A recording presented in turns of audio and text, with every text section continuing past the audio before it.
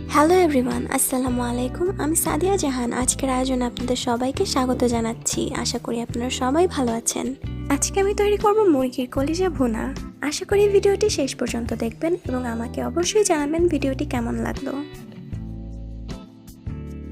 আসুন দেখে নিই আমাদের কি কি উপকরণ লাগবে।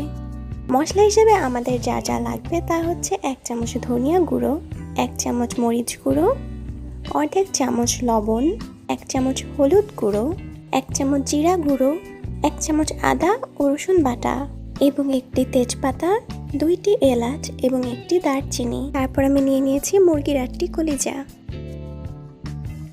তারপর আমাদের লাগবে কুচি করে কাটা একটি বড় পেঁয়াজ। এখানে আমি 2টি আলু কিউব করে কেটে নিয়েছি। শুরুতে আমি একটি পাত্রে সয়াবিন তেল দিয়ে দিচ্ছি। তারপর আমি এর মধ্যে একটি তেজপাতা, 2টি এলাচ এবং একটি দারচিনি দিয়ে দিলাম। তেল গরম হয়ে আসলে আমি এর মধ্যে কেটে রাখা পেঁয়াজ কুচিগুলো দিয়ে দিব।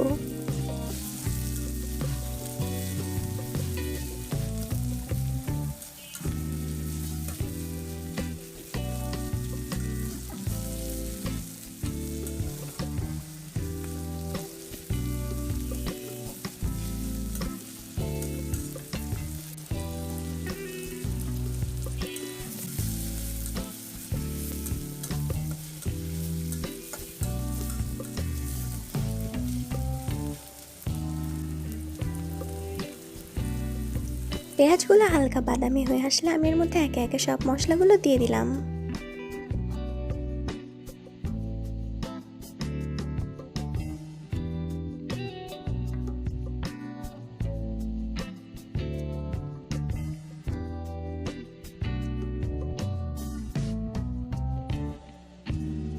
এখন আমি মশলাগুলো কষানোর জন্য পরিমাণ মতো পানি দিয়ে দিচ্ছি।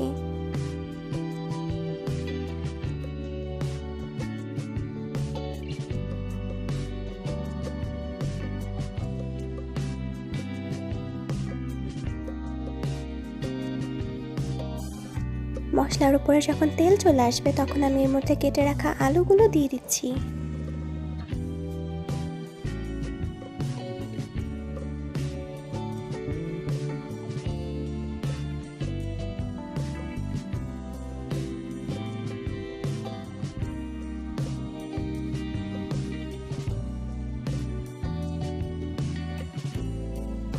আলুগুলো হালকা ভাজা হয়ে গেলে এর মধ্যে মুরগির কলিজাগুলো দিয়ে ভালো মতো নাড়িয়ে নিতে হবে।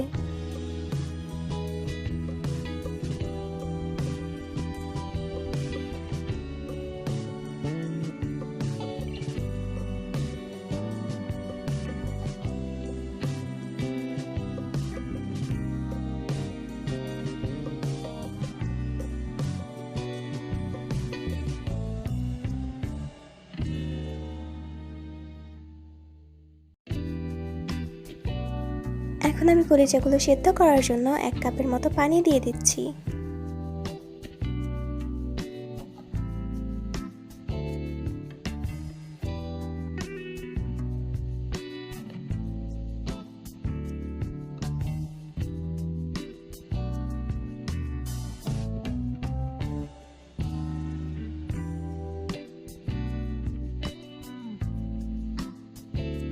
এখন আমি কয়েকটি কাঁচামরিচ দিয়ে 2 মিনিটের জন্য কড়াইটি ঢাকনা দিয়ে ঢেকে দিচ্ছি। 2 মিনিট হয়ে গিয়েছে। এখন আমি ঢাকনাটি তুলে আরো 2 মিনিটের জন্য অল্প আঁচে রেখে দেব।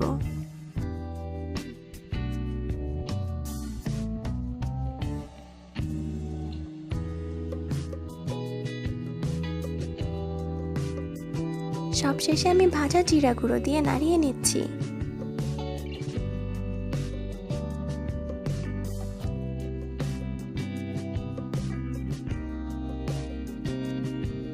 খুব সহজেই তৈরি হয়ে গেল মুরগির কলিজা ভুনা। যদি রেসিপিটি ভালো লেগে থাকে তাহলে অবশ্যই লাইক দিবেন এবং আমার চ্যানেলটিকে সাবস্ক্রাইব করবেন। আর পরবর্তী রেসিপিটি মিস করতে না চাইলে অবশ্যই বেল আইকনটি ক্লিক করবেন।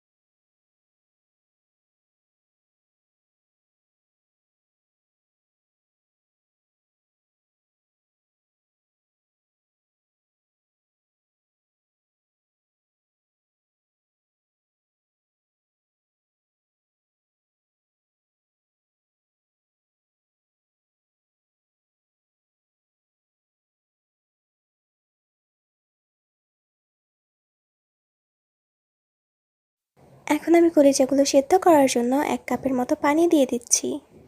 এখন আমি কয়েকটি কাঁচামরিচ দিয়ে কড়াইটি ঢাকনা দিয়ে ঢেকে দিচ্ছি।